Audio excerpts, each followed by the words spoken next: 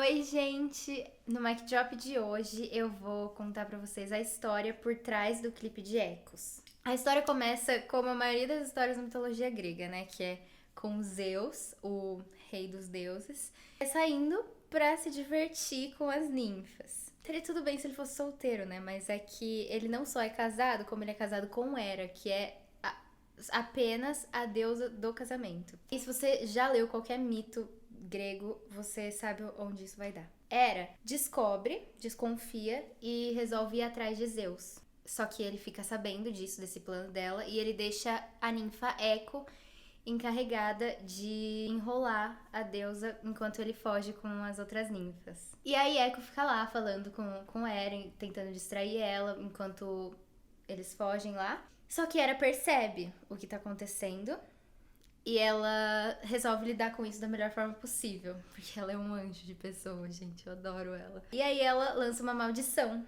em Eco. Eco é condenada por falar demais e ela, a partir daquele momento, ela só pode repetir as últimas palavras do que as pessoas disserem pra ela. Enquanto isso, tem Narciso, que ele era conhecido porque ele era o homem mais lindo que já havia existido e blá blá blá.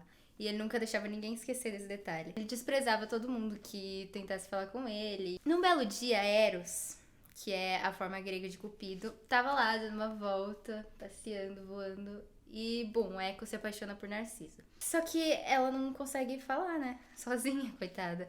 Daí a conversa é mais ou menos assim. Ele pergunta, se tem alguém aqui? Ela fala aqui. Entendeu? Aí vai ficando assim e não dá certo. E aí ela se aproxima dele num certo momento e eles se casam e são felizes para sempre. Mentira, mitologia grega, isso nunca acontece.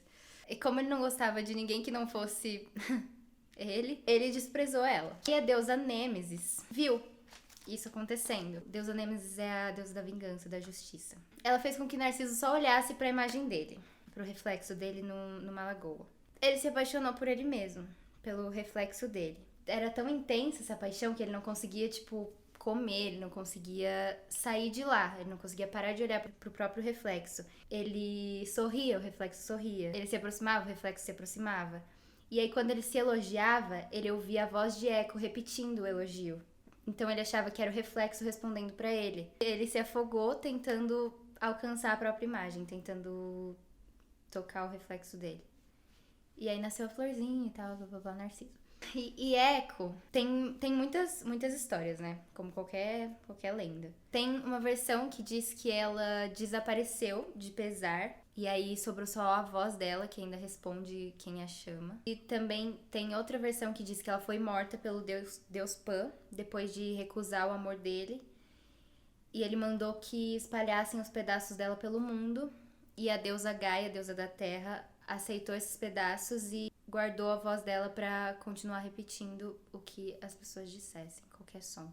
Tá, e o que isso representa pra gente? Narciso originou o termo narcisismo, que foi dado por Freud pra definir o transtorno de obsessão pela própria imagem. Pessoas narcisistas normalmente são pessoas egocêntricas e solitárias. O Narciso já era egocêntrico antes, antes da maldição, antes de tudo. Ele sempre se achou superior a todo mundo, ele sempre desprezou todo mundo. Mas ao mesmo tempo ao mesmo tempo que ele era tão autossuficiente, tão cheio de si, ele precisava da afirmação dos outros. Ele precisava que os outros confirmassem que ele era tudo isso. E a gente pode relacionar muito isso com, eu acho que as redes sociais hoje, né? A gente ainda se mede por likes e por seguidores e comentários. A gente precisa que as pessoas nos deem essa afirmação. Será que eu admito que eu já fiz isso? Eu já fiz isso. Não, hoje em dia não.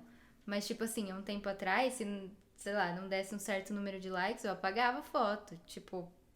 Sabe? E eu acho que a morte dele representa o auge desse individualismo. Quando ele tenta alcançar, pegar algo que o mundo não pode mais oferecer pra ele. Sabe? Sobre Eco. Primeiro que o mito inteiro é extremamente machista, assim como toda a mitologia e toda a história da humanidade. É muito bizarro porque ela sempre é esquecida, sabe? Ou ela é mencionada como a ninfa que se apaixonou por Narciso. Sim. Só falam sobre Narciso, as análises só são sobre a lenda de Narciso. Sem contar que a história dela, a maldição dela veio porque ela levou a culpa porque Zeus tava fazendo merda. Tipo, a infidelidade dele, ela não tinha nada a ver com a história.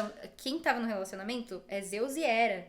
Ela não tem nada a ver com isso. Então ela meio que foi criada pra servir outra pessoa, porque ela tava lá fazendo um favor pro rei dos deuses, sabe? Ela tava dando uma distraída, fazendo uma coisa que ele mandou. E, tipo, quando ela perde a fala, ela meio que perde a identidade dela, ela acaba sendo resumida ao que os outros dizem pra ela, o que os outros dizem dela, sabe? E essa coisa da repetição tem muito a ver com isso, sabe? Da perda de identidade. Quanto mais a gente repete o que os outros dizem, o que os outros fazem, a gente perde a nossa própria capacidade de criar, de construir, sabe? A gente perde a capacidade de pensar independentemente. Eu acho que eco representa hoje pessoas que vivem pra servir alguém, ou, por exemplo, na sociedade capitalista.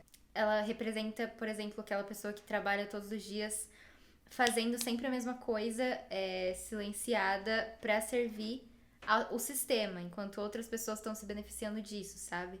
E ela perde a capacidade de criar, de pensar por si própria. Eco, querendo ou não, tá dentro de nós, sabe? Eu acho que cada um de nós tem a sua própria eco. E cabe a cada um se libertar dessa prisão. O mito de Eco revela que a pior prisão é aquela em que o ser humano não pode expressar o que pensa ou o que sente. É a tortura de conviver com seus próprios pensamentos e sentimentos presos pelo medo. Bom, gente, é isso. Basicamente nisso que a gente se inspirou, se baseou pra criar o conceito e o clipe de Ecos. O clipe estreia dia 8 no meu canal do YouTube. E a música já tá disponível em todas as plataformas digitais, então ouçam. E é isso, a gente, mesmo que não esteja tudo explícito no clipe, a gente queria trazer e explicar pra vocês mais ou menos essa história. Ana Brou também é cultura, né? Enfim, é isso. Leiam Percy Jackson. Leiam Percy Jackson. Um pouco obcecada, né?